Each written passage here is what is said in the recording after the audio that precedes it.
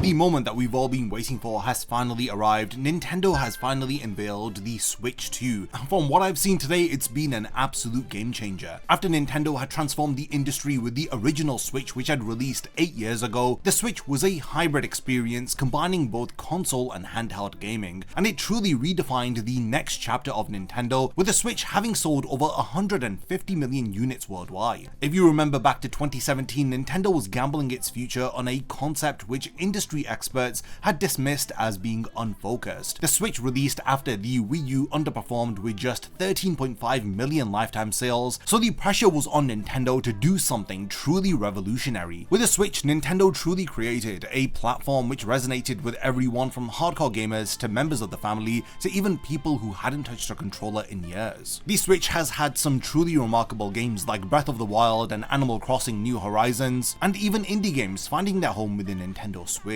Now we fast forward to 2025, Sony and Microsoft have been pushing the technical boundaries with their latest consoles, and then you have handheld devices like the Steam Deck which have reimagined portable gaming. So Nintendo's challenge here is to evolve without losing the magic which had made the Nintendo Switch special. Today we had the latest Nintendo Direct which focused on the Nintendo Switch 2, so I'll be going over everything that was revealed at this Nintendo Direct. I'll be talking about the release date as well as the price point, and we'll discuss the array of first-party titles which have been announced, as well as third-party titles from developers like FromSoftware which nobody was expecting. Also, don't miss the end of the video as I'll talk about what the Duskbloods reveal means for Nintendo's future with third-party developers. So let's dive into the Switch 2. After months of speculation, the Switch 2 is going to be releasing on the 5th of June 2025, and it has a price tag of $449.99 for the base console. For those looking to jump right into Nintendo's flagship racing series, you can purchase a bundle which includes Mario Kart World, which will be available for $499.99. This pricing strategy is a major shift for Nintendo, as the original Switch had launched for $299.99 in 2017. So we're seeing a $150 price increase for the base model. While you may think that this is a steep price increase, you need to consider the context. Manufacturing costs have risen substantially in the 8 years since the original Switch had released, and then you've got the recent US tariffs on electrical imports which have added additional pressure.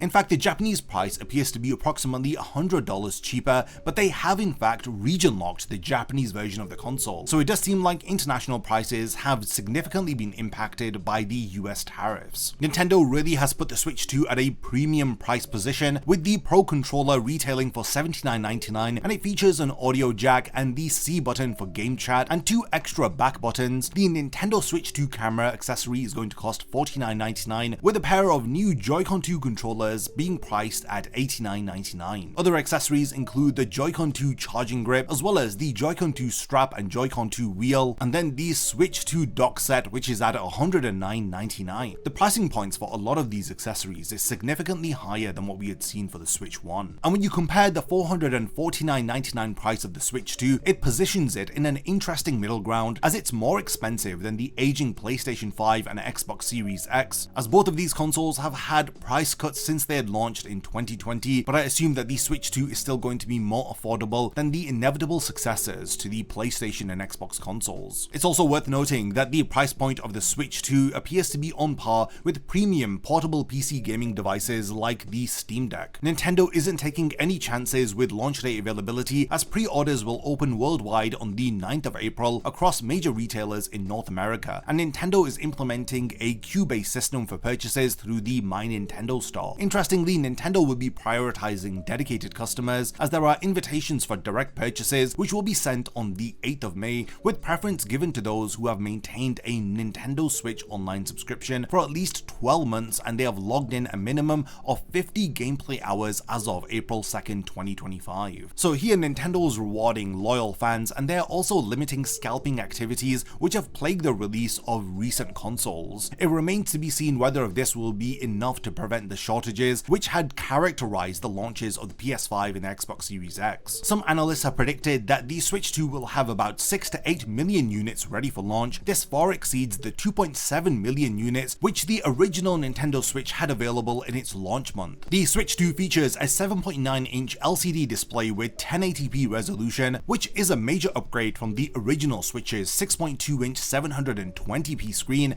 and even the Switch OLED's 7-inch display. I know there's a lot of people people, including myself, disappointed with the lack of OLED technology here, but Nintendo has implemented HDR support along with a 120Hz refresh rate, which should deliver smoother gameplay and more vibrant visuals. In terms of the spec, Switch 2 boasts significantly improved processing power. While Nintendo hasn't disclosed the exact specifications, reports do indicate that the system uses an 8-core processor with 8 gigs of RAM, and the most exciting aspect of the new hardware within the Switch 2 is support for NVIDIA's deep learning super sampling technology, which allows the system to render games at lower internal resolutions while outputting higher quality images. This is once again a game changer for portable devices, potentially delivering visuals which appear far beyond what the raw hardware specs would suggest. When docked, the Switch 2 can output games at 4K resolution with a maximum frame rate of 120 FPS on compatible displays. Now, the new dock includes a built-in cooling fan to maintain performance during extended high-powered sessions. This really is an important addition given the increased thermal demands of the more powerful hardware that the Switch 2 has. This represents a major leap from the original Switch's 1080p 30 FPS docked performance ceiling. The storage on the Switch 2 has also received a major upgrade as well, with the base system now including 256GB of internal storage, 8 times more than the original Switch's 32GB internal storage, and this increased capacity addresses one of the biggest pain points of the original system. And there also has been the move to microSD express cards for expandable storage, which means that existing microSD cards won't be compatible with the Switch 2. Nintendo claims that this change was important in order to support the faster data transfer speeds which are required for next generation games. There has also been a small but noticeable aesthetic change with the Switch 2, as the game cartridges will be in this red color instead of the grey-black color that was used for the original Switch cartridges, making it easy to distinguish between the two different systems. This does make it pretty easy to distinguish between the games for the two different systems. Another very noticeable change with the hardware comes in the form of the Joy-Con 2 controllers, and these are redesigned peripherals which now attach to the main unit via magnetic connectors rather than sliding mechanisms. This potentially addresses the notorious Joy-Con drift issues which had plagued the original model. The Joy-Con 2 controllers feature larger control sticks, more prominent SL/SR buttons for single Joy-Con play, and then you've got those mysterious optical sensors which Nintendo has introduced, which enables the mouse functionality which a lot of people are interested about. The build quality of the Switch 2 appears improved across the board with a fully adjustable kickstand which spans the width of the console. This is similar to the Nintendo Switch OLED model, and the inclusion of a second USB-C port on the top of the console is also a very welcomed addition. This now allows us to actually charge the console while playing in tabletop mode, addressing a design limitation of the original Switch. Now, the Switch 2 maintains the same thickness as the original Switch despite its larger screen and improved hardware, which is an impressive engineering achievement. During the Nintendo Direct, they focused on several new additions that were made to the console. Let's start with the mysterious C button, which has sparked a lot of speculation after its appearance in the initial reveal trailer. Now, this dedicated button on the right Joy-Con activates GameChat, which is Nintendo's new integrated social system. GameChat allows up to 12 players to voice chat directly through the console using its built-in microphone. Players can also share their screens with up to 4 friends at the same time, letting other players spectate gameplay in real time. The most surprising aspect of GameChat is its video capabilities. By connecting the optional Nintendo Switch 2 camera accessory to one of the USB-C ports, players can add video feeds to their chat sessions, showing their reactions during gameplay. Similar to a Discord or a Zoom call, but it's built directly into the gaming hardware. Nintendo's offering GameChat as a free service until the 31st of March 2026, after which it will require a Nintendo Switch Online subscription. Another key feature that was heavily discussed in the Direct was the Joy-Con mouse functionality. Now, either Joy-Con can now be detached and used as a pointing device by placing it connector side down on a flat surface. Now, this does open up the possibility for new control schemes for compatible games, particularly for genres like strategy and simulation games, which have traditionally struggled on console hardware. So games like Civilization 7 on Switch 2, for instance, will offer better mouse-based controls which more closely resemble a PC experience. There is also a returning function from the Nintendo DS which is similar to DS download and play called GameShare. This expands the social aspects of the Switch 2 even further by allowing up to 3 additional players to temporarily access a game which is only owned by a single user. This GameShare feature works locally between Switch and Switch 2 consoles, as they have again revived the download and play functionality from the Nintendo DS era in a more popular form. When GameShare is used between Switch 2 systems, it can even be combined with GameChat for seamless online play, allowing friends to play together even if only one person owns the game. One example of a game which is taking full advantage of the Switch 2's unique control capabilities is Drag X Drive. It's a new online 3 vs 3 game which puts the focus squarely on the Joy-Con mouse controls. This innovative title does challenge players to use both Joy-Cons at the same time in the mouse mode in order to steer, accelerate, and to perform tricks and to make plays like dunks. This game demonstrates how the new control scheme can enable entirely new gameplay experiences which weren't possible on the original Switch. One of the first games that was revealed during the Nintendo Direct was Mario Kart World, a day one launch title which represents the first completely new Mario Kart game in over a decade. Now, Mario Kart World has several changes. Rather than offering isolated tracks, it creates an interconnected environment where courses now flow naturally into one another. The game supports up to 24 races at the same time, and it introduces 2 major new modes, one called Knockout Tour, which is a battle royale style elimination race across multiple connected courses, and you've got Free Roam, which allows players to explore the world at their leisure, discovering secrets and taking photos at some scenic locations. The vehicle variety in Mario Kart World looks extraordinary as we move beyond the standard karts and bikes,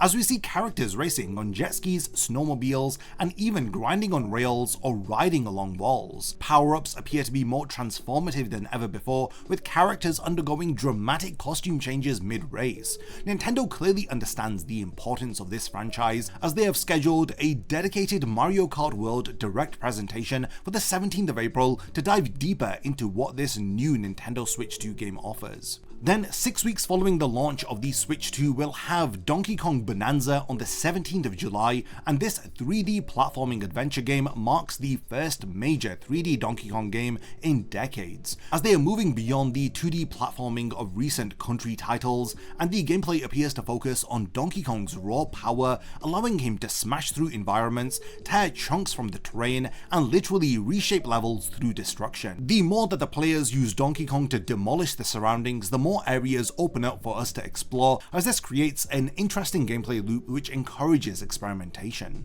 We also have the return of Kirby Air Riders, which represents another very exciting first-party announcement. This racing game, directed by Super Mario Bros. Creator Masahiro Sakurai himself, reimagines the old GameCube classic for a new generation. While there are very limited details about this game, the brief footage that we had seen had showcased Kirby and other characters racing on the iconic Warp Star and other unique vehicles through elaborate environments, which suggests that there's going to be a blend of racing and aerial combat, which had characterized the original Kirby Air Riders title. Indie fans will not be disappointed too, as Deltarune Chapters 3 and 4 are also going to be launching alongside the first 2 chapters when the Switch 2 releases on the 5th of June. This is a major content drop for Toby Fox's follow-up to the beloved Undertale and its day one availability on Switch 2, which reaffirms Nintendo's commitment to indie developers alongside all of the first-party offerings that they've shown us. Nintendo's also leveraging its existing Switch library with enhanced Switch 2 editions of popular titles like The Legend of Zelda Breath of the Wild and Tears of the Kingdom, which will both receive Switch 2 edition upgrades on launch day, featuring improved frame rates, faster loading times, enhanced graphics, and integration with a new app called Zelda Notes. This companion app allows players to locate difficult to find shrines and Koroks, and even includes exclusive commentary from Princess Zelda. Similarly, Kirby and the Forgotten Land plus Star-Crossed World expands the original game with new content following a mysterious meteor crash. This updated version includes new mouthful modes, uncharted territories to explore, and improved performance across the entire game. The expanded content for Kirby supports both single-player and local co-op gameplay, providing a major new experience for fans of the original when it arrives on the 28th of August 2025. Super Mario Party Jamboree is also getting perhaps the most ambitious upgrade package with the Switch 2 edition, plus Jamboree TV version introducing multiple new modes which showcase the console's unique features, with the mouse controls, built-in microphone, and optional camera accessory being included. Now, one of the more intriguing additions is Bowser Live, a game show style experience with team battles and physical challenges monitored through the Switch 2 camera, and this game is scheduled to be launched on the 24th of July, further strengthening the system's launch window lineup. For me, the most surprising announcement from the Nintendo Direct was undoubtedly the Duskbloods, a brand new multiplayer title from FromSoftware. This will be releasing exclusively for the Switch 2,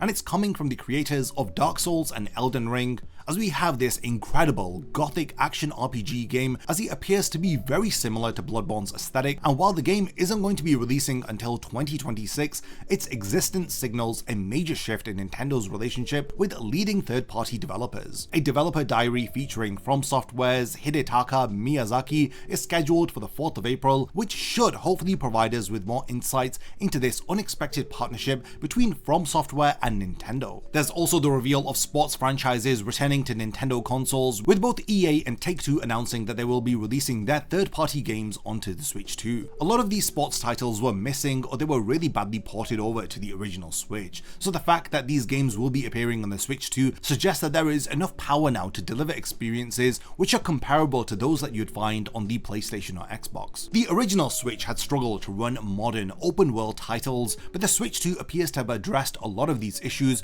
with several demanding games being announced for the platform. We have Cyberpunk 2077 Ultimate Edition, which will be available on launch day, bringing CD Projekt Red's futuristic open world to a Nintendo platform for the very first time. Another major addition which I'm super excited about is that Final Fantasy VII Remake Intergrade will also be coming to Nintendo Switch 2, and this version includes the base game and the Intermission expansion, which features Yuffie. Similarly, Hogwarts Legacy is also releasing on the Switch 2 on launch day, with enhanced visuals, improved audio, faster loading times, and support for Joy-Con 2's mouse functionality for spellcasting. The list of third-party support extends well beyond these titles, even including Elden Ring Tarnished Edition, which includes the Shadow of the Erdtree expansion, Hades 2, Borderlands 4, Street Fighter 6, Tony Hawk's Pro Skater 3 and 4, as well as an all-new James Bond title being developed by IO Interactives. There was also a blink and you'll miss it confirmation that Hollow Knight Silksong will finally release in 2025 for the Switch 2. This robust third-party lineup represents a major departure from the original Switch's launch window, which was notably thin beyond Breath of the Wild. While many of these titles are ports of existing games, their presence demonstrates a level of publisher confidence in the Switch 2 which took years to develop for its predecessor. The fact that a studio like FromSoftware is creating an exclusive title for the platform speaks volumes about how Nintendo has repaired relationships with third-party developers over the past generation. The community response to the Switch 2 has been a bit mixed, as it reflects both excitement for the new hardware and concerns about Nintendo's pricing strategy. There have been a lot of comment sections and threads being lit up with reactions ranging from enthusiasm to outright disappointment. Fans have expressed excitement about the impressive game lineup, including FromSoftware's exclusive title and the return of franchises like Donkey Kong to 3D, and the technical specs have actually met and exceeded expectations, with the 4K docked output and 120 frames per second drawing a lot of praise from fans. GameChat and GameShare features have also been well received, as these have been long requested social features, and you've got the confirmation of backwards compatibility with the original Switch library, which were major factors of concern. But the pricing of the Switch 2 appears to be the most controversial issue,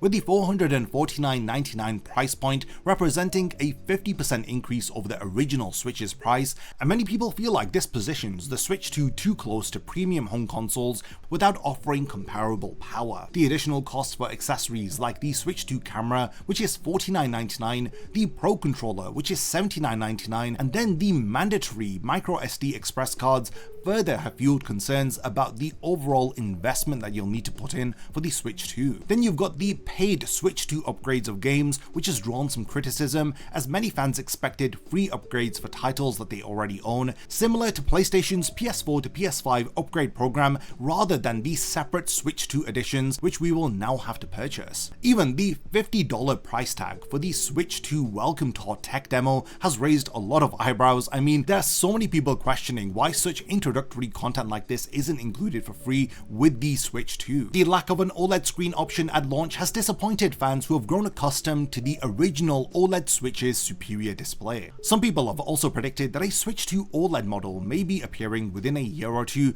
so with the expectation of a Switch 2 OLED releasing, this has made early adopters hesitant to purchase the LCD version. So this is pretty much everything that was revealed at the Nintendo Direct today in relation to the Switch 2. From the substantial technical upgrades to the impressive software lineup spanning first-party exclusives, major third-party support, Nintendo has clearly listened to both the praise and criticisms of the original Switch. With the Switch 2 releasing on the 5th of June 2025, pre-orders will open on the 9th of April, and it will give us plenty of time to see how much demand that there is for the Switch 2. So we have reached the point of the video now where I do want to hand over the discussion to all of you. What do you guys think about all of the latest reveals about the Nintendo Switch 2 from the latest Nintendo Direct? I look forward to reading all of your thoughts, and let me know what you thought about this video, and be sure to subscribe to the channel for even more gaming related news and breakdowns like this one. Thanks for making it to the end of this one, and I cannot wait to see you in my next video.